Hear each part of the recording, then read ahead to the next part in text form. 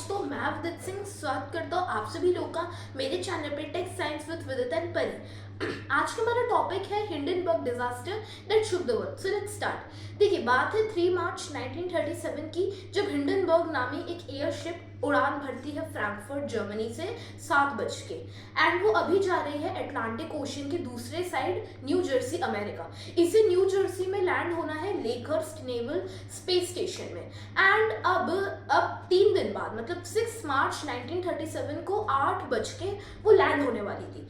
Okay, अब इसके लिए इसका जो लैंडिंग का तरीका था वो अलग था। इस जैसे कि इसमें क्या होता था, रोप्स नीचे आती थी और उसे जो बाकी की पब्लिक होती थी उसे वो सिक्योर कर ली थी एकदम, एंड सिक्योर करने के बाद उसे नीचे खींचा जाता था। तो वो एकदम सक्सेसफुली हो रहा था। एंड उसके बाद उस दिन थोड़ा सा वेदर खराब था। ओके, उसके बाद क्या किया कि पायलट ने एक टर्न लिया, शार्प टर्न लिया जैसे। ओके, उसके बाद क्या हुआ कि उसे जैसे ही मतलब उतारा गया वो धड़ाम से मतलब फट गया वो लिटरली वो airship. Less than half a minute. Okay, इसे 1 मिनट से भी कम लगा जलने में। ठीक है, अब इसमें क्या रीजंस हो सकते हैं क्यों ये एयरशिप जला, क्या किसका हाथ है इसके पीछे। ओके, देखिए इसमें 3 थ्योरीज प्रूव होती हैं। पहला थ्योरी, इसे सैबोटाज का शिकार बनाया गया। What is sabotage? देखिए, सैबोटाज वो होता है, फॉर एग्जांपल कोई भी कंट्री किसी कंट्री से जलती है। कोई कंट्री फॉर एग्जांपल कोई अचीवमेंट करी, कुछ अचीव करी, तो उससे कई सारी कंट्रीज जलती हैं।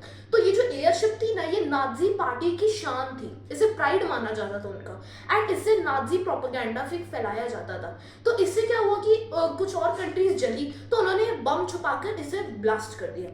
देखिए, एक और अगर हम और भी थ्योरीज पे जाए तो एक और थ्योरी होती है। इसमें लोग सोचते हैं कि एडोल्फ हिटलर ने ही इसे खुद बम से उड़वाया। क्यों, ये इस पे भी देखते हैं।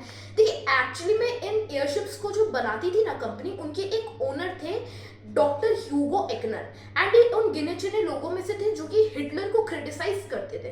वो नाजी पार्टी के अगेंस्ट रहते थे हमेशा। तो जब 1933 में नाजी पार्टी पावर में आई तो उन्हें अरेस्ट करने की भी कोशिश की गई, बट इनका अरेस्ट ब्लॉक हो गया जर्मनी के प्रेसिडेंट पॉल वो हिंडनबर्ग। ओके, उसके बाद आप सोच सकते हैं कि क्यों इनका नाम हिंडनबर्ग रखा है। ओके, इसके कारण हो सकता है मतलब कि एडोल्फ हिटलर उससे जल गए, जेलस हुए और उन्होंने बम से उड़ा दिया। एक्चुअली में हिटलर के ना कुछ चाटुकार भी थे, उनके फॉलोअर्स भी थे, अनक्वालिफाइड क्रूज भी थे उनके वो, एंड एक का ही उनमें नाम है जोसेफ गॉबल्स। एक्चुअली में उन्होंने मतलब कि जो उन्होंने एक्नर से रिक्वेस्ट किया था कि आप इसका नाम प्लीज हिटलर पे रख दीजिए, बट उन्होंने तब भी अपने घुटने नहीं टेके। तो इससे हो सकता है। तीसरी थ्योरी पे आए तो वो बोल रही है static electricity and lightning strike. Okay, इसमें क्या होता है कि जब आपको पता होगा, मैंने अभी बताया था कि पायलट ने एक शार्प टर्न किया था, तो शार्प टर्न लेने के कारण क्या हुआ कि जो हाइड्रोजन का टैंक था ना, वो मतलब कि वो बर्स्ट हो गया। आप सभी लोग को पता होगा हाइड्रोजन एक इनर्ट गैस नहीं होती है और इजीली जल जाती है, वो एक फ्लेमेबल गैस होती है। इसको समझने के लिए हमें पहले तो एयरक्राफ्ट्स एंड जितने भी फ्लाइंग ऑब्जेक्ट्स होती है इनकी हमें हिस्ट्री समझनी पड़ेगी। ओके, देखिए, पहले 500 साल या 1000 साल पहले 1500s में लोगों को उड़ने का बहुत मन करता था, लेकिन जब पक्षियां उड़ती थी ना तो वो उन्हें देखकर बड़ा जेलस फील करते थे। वो सोचते थे कि हम भी उड़ सकते थे, तो वो क्या करते थे, अपने जो ये हाथ होते हैं ना, इन पे फेदर्स लगा लेते थे। चिकन के फेदर्स लगा लिए, ईगल के फेदर्स लगा लिए। ओके, ये सब लगाकर वो उड़ने की कोशिश करते थे। ओके, बट वो कई बार फेल हो जाते थे। तो इवेंचुअली लोगों को रियलाइज हुआ कि अगर हमें उड़ना है तो हमें 2 चीजें फॉलो करनी पड़ेंगी। या तो आप अपने को एयर से हल्का बनाओ, या तो आप इतनी पावर जनरेट करो कि आप उड़ सकते हो।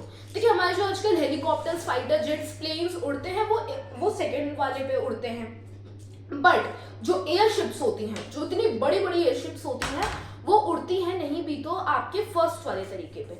अगर अभी हम फिर से इस पे वापस आए हिंडनबर्ग पे, तो ये मतलब ये वर्ल्ड की सबसे बड़ी थी। इसे क्वीन ऑफ द स्काई बोला जाता था। ओके, बताता हूँ, इसमें टोटल 91 पीपल थे, जिसमें 36 क्रू मेंबर्स थे एंड 61 पैसेंजर्स थे।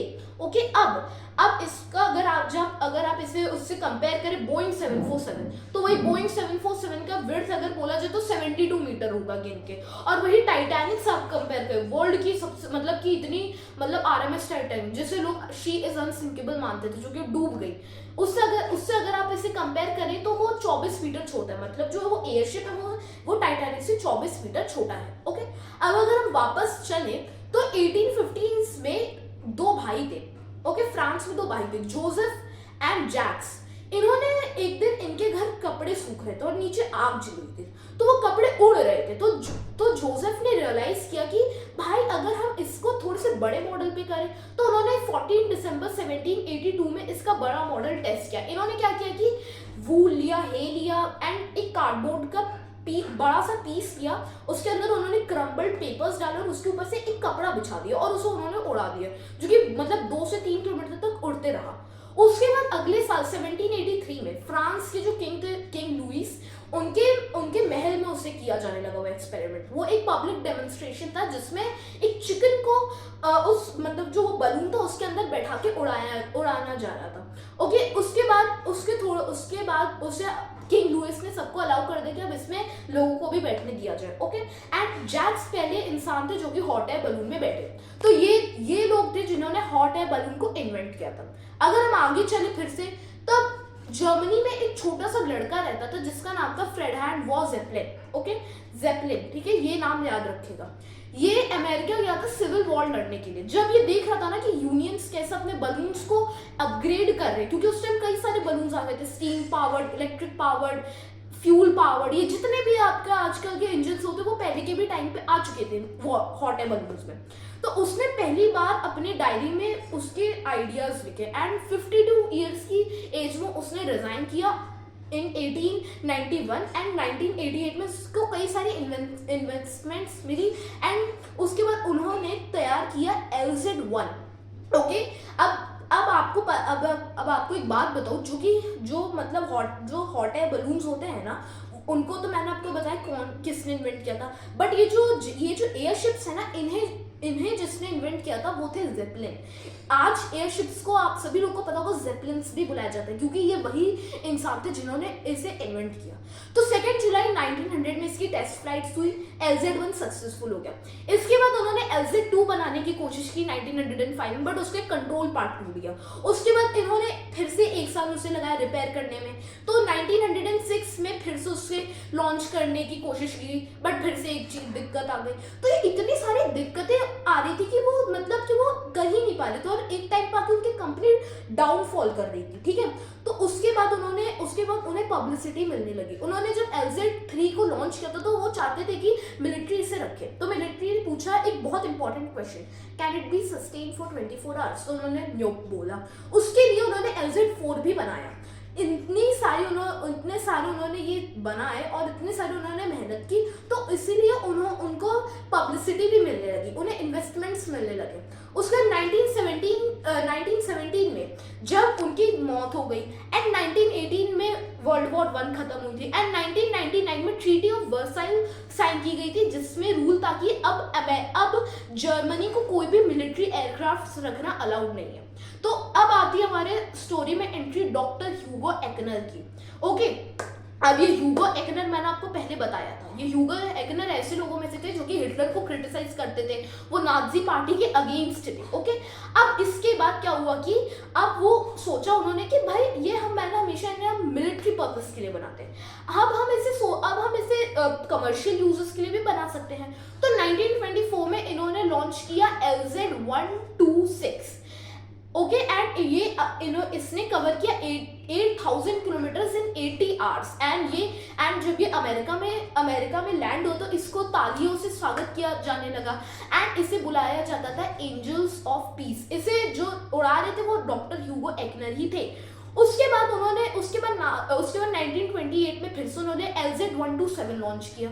उसके बाद अब इनकी कहानी ज्यादा दिन चलने वाली नहीं थी, क्योंकि मैंने आपको बताया था नाजी पार्टी पावर में, तो इनको अरेस्ट करने की कोशिश की गई। बट 1937 में जो क्रैश हुआ था उसके बाद इन सब एयरशिप्स की मतलब रेपुटेशन पूरी डाउन हो गई। और 1903 में आपको बताऊं राइट ब्रदर्स ने भी अपनी फ्लाइट कंप्लीट कर ली थी, जो कि आज माने जाते हैं inventors of the aeroplanes and वो यूनाइटेड स्टेट्स में रहते थे, ठीक है। उसके बाद अब एयरशिप्स एंड एरोप्लेन्स को ज़्यादा पब्लिसिटी मिलने लगी, एयरशिप्स का डाउनफॉल होने लगा। इसी डाउनफॉल के कारण डॉक्टर ह्यूगो एक्नर की कंपनी बर्बाद हो गई पूरी, ओके। अब जो एरोप्लेन और एयरशिप में डिफरेंस आपको कुछ बताता हूँ। देखिए, एयरशिप बहुत साइलेंट उड़ती है, एरोप्लेन बहुत मतलब उनमें आवाज़ बहुत होती है। जो हमारी एयरशिप्स होती हैं वो 10 गुना कम कार्बन एमिशन करती हैं, बट हमारी फ्लाइट्स 10 गुना ज़्यादा कार्बन एमिशन करती हैं।